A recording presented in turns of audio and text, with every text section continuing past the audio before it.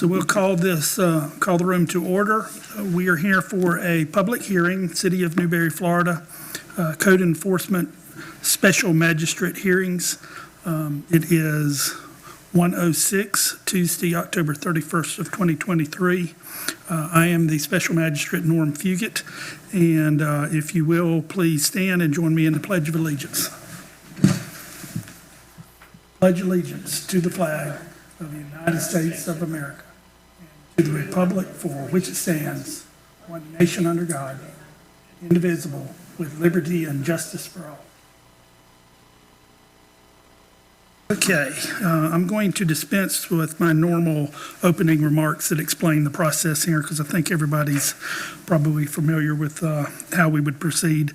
And I've read through the packet, the agenda packet, and the items that were submitted.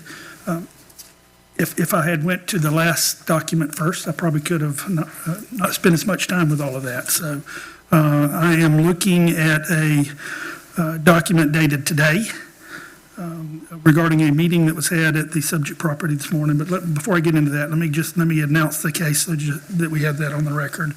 We're here on case number SM number 2023-005, which is the City of Newberry, Florida, as petitioner versus apparently two respondents, Southeast Perimeter Solutions, Inc.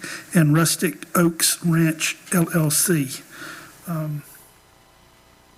I have in front of me what appears to be an agreement between the city and the landowners. Let me first make sure I understand. We have two respondents here, so are there two landowners involved here?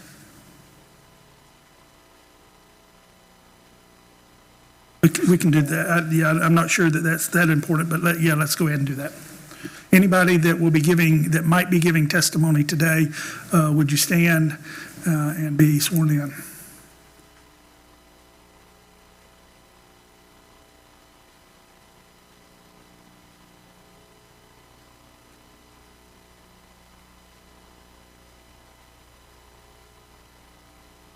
Okay, so if you would respond then to my question, are both of these are actual landowners?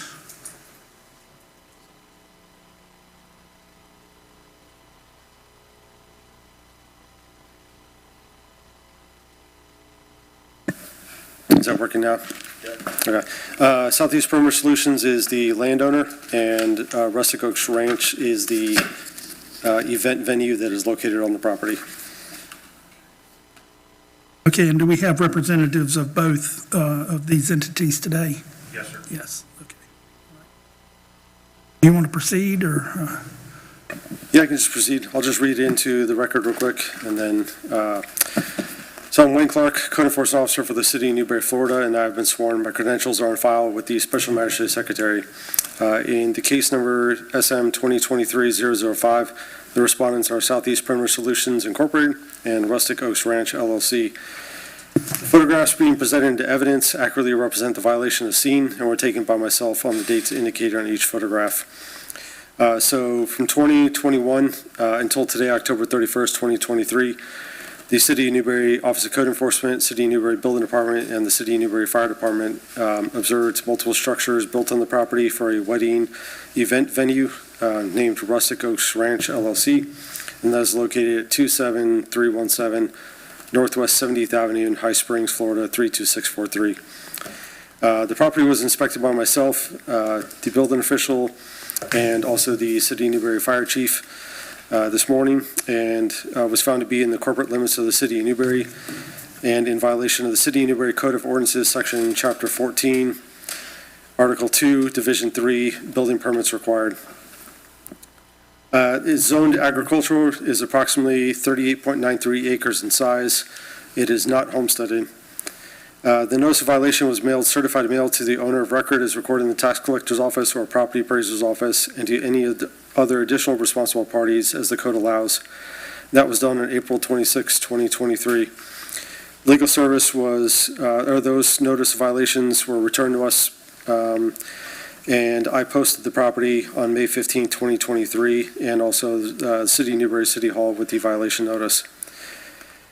In that violation notice, the respondents were given initially 30 days to correct the violations, and then in the amended posted notice, it was reduced down to 15 days. As a result of our inspection today, October 31st, 2023, we recommend a finding of guilty for the section I just read. And then the document being presented evidence list out all the stipulations and the staff recommendations. And so that, in short summary, will be 60 days from the date of this hearing to submit building permits with engineered drawings, as-built, including the as-built and ADA bathroom plans, as well to obtain fire safety compliance equipment as referenced in the document. If that is not achieved, then a fine of $50 per day until compliance is reached. If that 60-day window is not complied with, then we're asking, in addition to the $50 fine, full cost of prosecution, which is currently $1,500 to be assessed. And that's it. And that will be done at a subsequent hearing if we have to make it that far. Okay, so the specific violation that you're alleging here is the failure, basically the failure to obtain a building permit for any activity, Correct. building activity at the property, okay? Okay, Mr. Lash, you going to wish to be heard on this? And I want to ask first, do the respondents have any objection to the notice that has got us here today? Not the notice. The only objection we have to is the finding of guilt. Do you have any objection to my jurisdiction to hear this No, case today? I do not. Okay. All right. Then you can be heard on the recommendation of the city. We do not dispute the fact that they sent the information. However, the question that we raised was whether or not it was received timely, whether we were given an opportunity to investigate the property, which we did today, and clearly we came up with some solutions today. We're prepared to go ahead and move forward with it and make the corrections that the city wants done. Our question would be to reserve any finding of guilt until after the 60 days is expired, which is calendared, and both parties have agreed to it. So if we can hold off on that, I don't see any problem with what we've agreed to. I don't like to use the word guilt in these proceedings. I like to couch it in terms of in violation or not. Right, well, I believe that was what So the city raised. as to the position of the city that building permits were not obtained, do you take issue with that? We do. And partly because it was our understanding this is an agricultural building, this is a transition between the city of Newberry and Alachua County when the property was annexed in, and so were the discussions as to whether or not a permit was ever needed or not. We acquiesced at today's meeting and said, okay, fine, we'll do what you need done. However, there was a question prior to that as to whether any permit was required at all. So given that information, we're willing to go ahead and comply with what the city wants now. However, determining whether or not there's a responsibility to have done it prior to that is questionable. Okay, so if I hear you right, I understand that you think you may have a defense by way of an agricultural exemption to these requirements. Correct. Okay, somewhat familiar with that. Nothing's been put in front of me today. Are the parties fully ready today to bring those issues before me?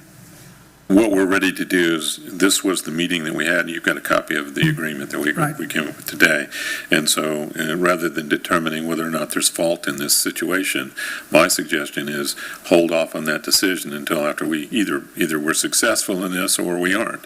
Okay. If we're not successful, then find that there's a responsibility for the defendant to comply. Is the city, in reading this, it appears, I guess the city drafted this document that I'm looking at, That's right? correct.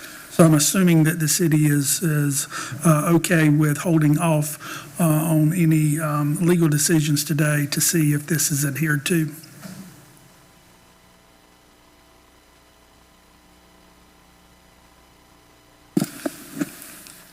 Yes, sir. As far as today's hearing, I believe that we find it perfectly appropriate to withhold a finding of a violation or non-violation. Our main concern is the applicant, or not the applicant, but the property owner has agreed to a follow-up hearing 60 days from now, at which point, if we have not reached compliance with these, we'll assess the recommended fee and go through all of the appropriate issues at that time.